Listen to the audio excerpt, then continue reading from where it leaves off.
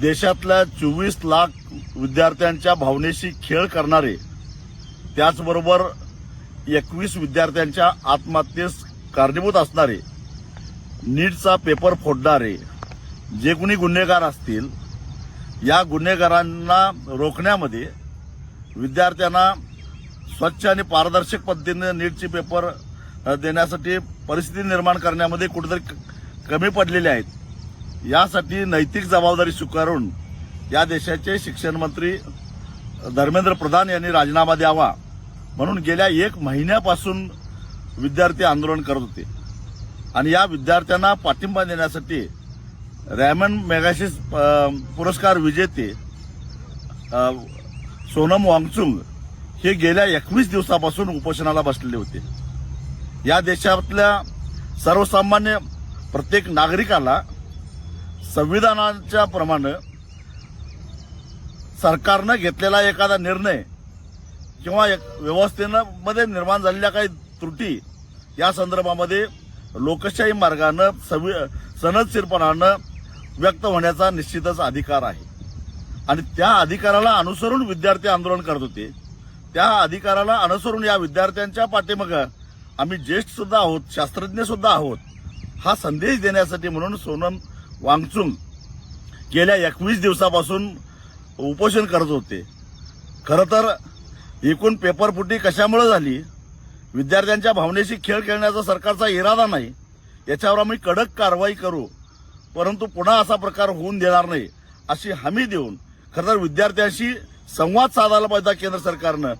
सोनम वांगचुक यांच्याशी संपर्क साधायला पाहिजे होता केंद्र सरकारनं. एखादा केंद्रीय मंत्री, केंद्रातला एखादा सचिव खरं तर या सातत्यानं या आंदोलन करणाऱ्यांच्याबरोबर संपर्क साधायला पाहिजे होता, परंतु सरकारनं हे केलं नाही. बेशरमपणाचं हे लक्षण आहे. सत्तेचा माज आल्याची ही सगळी लक्षणं आहेत. या देशातल्या जनतेनं तुम्हाला चळवळीतूनच सत्ता दिलेली होती हे सोयीस्कररित्या विसरतात. परंतु अशा पद्धतीनं जर का कोर्टाला पुढे करून शिखंडीसारखं तुम्ही जर का जन आंदोलन मोडणार असाल तर याद राखा, या देशामध्ये जसं श्रीलंकेमध्ये घडलं, बांगलादेशमध्ये घडलं, नेपाळमध्ये घडलं, तो क्षण या देशामध्ये यायला वेळ लागणार नाही. काय दोष येतावर सोनम वांगचुक यांचा? जर त्यांच्या प्रकृतीची एवढी चिंता सरकारला होती तर गेल्या 20 दिवसामध्ये सरकार काय झोपा काढत होतं का? का नाही संपर्क साधला त्यांनी? का नाही त्यांची समजूत घालण्याचा प्रयत्न केला? आणि न्याय व्यवस्थेबद्दल तर काय बोलावं. खरं तर न्यायालयानं इतक्या तातडीनं याची दखल घेतली, परंतु हे विद्यार्थी का आंदोलन करतात? सोनम वांगचुक सारखा एक समाजसेवक ज्यानं जगभरामध्ये देशाचं नाव केलं, तो माणूस उपोषणाला का बसतो? विद्यार्थ्यांच्या मागे का उभा राहतो? याच्या मुळाशी जाण्याचा प्रयत्न कोर्टानं का नाही केला? न्याय व्यवस्थेला सुद्धा प्रश्न विचारायचा निश्चितच अधिकार आम्हाला आहे.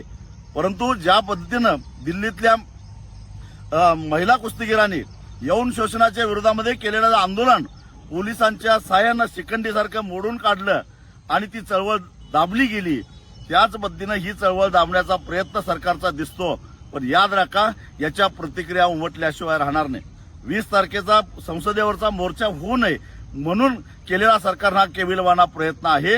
पण सरकार आगीशी खेळतंय आणि ही आग सरकारला जाळल्याशिवाय राहणार नाही, एवढाच इशारा या निमित्तानं मी देतोय.